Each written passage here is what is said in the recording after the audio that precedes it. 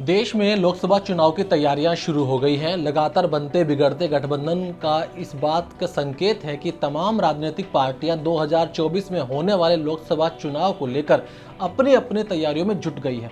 कहीं समीकरण बन रहे हैं तो कहीं गठबंधन, कहीं आरोप लग रहे हैं तो कहीं चुनौतियां दी जा रही हैं। इसी बीच एंट्री हुई है AIMIM के प्रमुख असदुद्दीन ओवैसी की। ओवैसी ने राहुल गांधी को कहा कि हिम्मत है तो वायनाड नहीं हैदराबाद से मुकाबला करो। ओवैसी राहुल गांधी की मोहब्बत की दुकान पर सवाल उठाते हैं। उन्होंने कांग्रेस से कहा कि राहुल को हैदराबाद से चुनाव लड़ने के कहिए, वायनाड से नहीं। आप यानी कि कांग्रेस सिर्फ बड़े बड़े बयान देते हैं। कांग्रेस के लोग बहुत कुछ कहते हैं, लेकिन मैं तैयार हूं। बाबरी मस्जिद और सेक्रेटेरिएट मस्जिद का डिमोलेशन कांग्रेस के शासन में ही हुआ था। सबसे पहले आप ओवैसी का ये बयान सुनिए जो उन्होंने बोला है। अरे मैं तो तुम्हारे लीडर से कहूंगा कि अब की बार वायनाड नहीं हैदराबाद से मुकाबला करो मेरा। आओ, मैं चैलेंज कर रहा हूं, वायनाड क्यों आओ, हैदराबाद को आओ। दो हाथ हम आजमा लेंगे, पंजा आजमा लेंगे, आ जाओ। कहां वायनाड जाते प्यारे, लाओ। यही कांग्रेस थी जब बाबरी मस्जिद को शहीद कर दिया गया था। आज सेक्रेटेरिएट की मस्जिद को शहीद कर दिया गया था, मगर मस्जिद तामीर हुई, बाबरी मस्जिद तामीर नहीं हुई। मस्जिद तामीर नहीं हुई। बताओ कांग्रेसियों, नरसिम्हा राव तुम्हारा पप्पा था या नहीं था, बताओ। देखिए, मुद्दा ये नहीं है कि ओवैसी ने राहुल गांधी को चुनौती दी है। मुद्दा तो ये है कि चुनौती मुस्लिम मेजोरिटी वाले लोकसभा से आई है, और दी भी किसने है? एक मुस्लिम नेता ने, जो कि अपने क्षेत्र में न बल्कि देश में मुस्लिमों का एक बहुत बड़ा प्रतिनिधित्व करता है।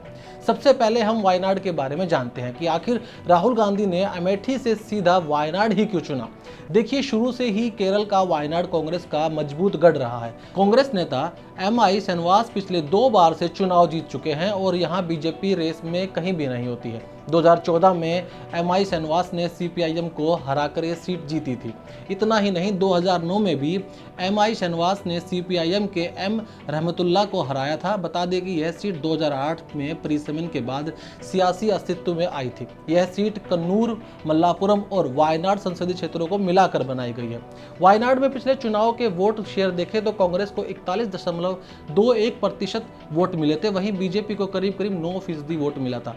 CPIM को 39% वोट मिला। आंकड़े बता रहे हैं कि ये सीट कांग्रेस की लाडली सीट रही है, और इसीलिए 2019 में अमेठी के साथ राहुल गांधी को इस सीट पर चुनाव लड़ने के लिए चुना गया, क्योंकि कांग्रेस राहुल गांधी को लेकर कोई जोखिम तो उठा नहीं सकती। अगर जनसंख्या की बात की जाए तो साल 2011 के वायनाड जिले में करीब 50% हिंदू और करीब 30% मुस्लिम आबादी थी। लेकिन यहाँ एक पेच फंस जाता है। ये जो जनसंख्या बताई है, ये जिले की जनसंख्या है, संसदीय क्षेत्र की नहीं है। लेकिन सही आंकड़ा तो इसका अभी तक सामने नहीं आया, लेकिन एक अनुमान के अनुसार वायनाड संसदीय क्षेत्र के भीतर मुसलमानों की जो आबादी है वो 50% के आसपास है।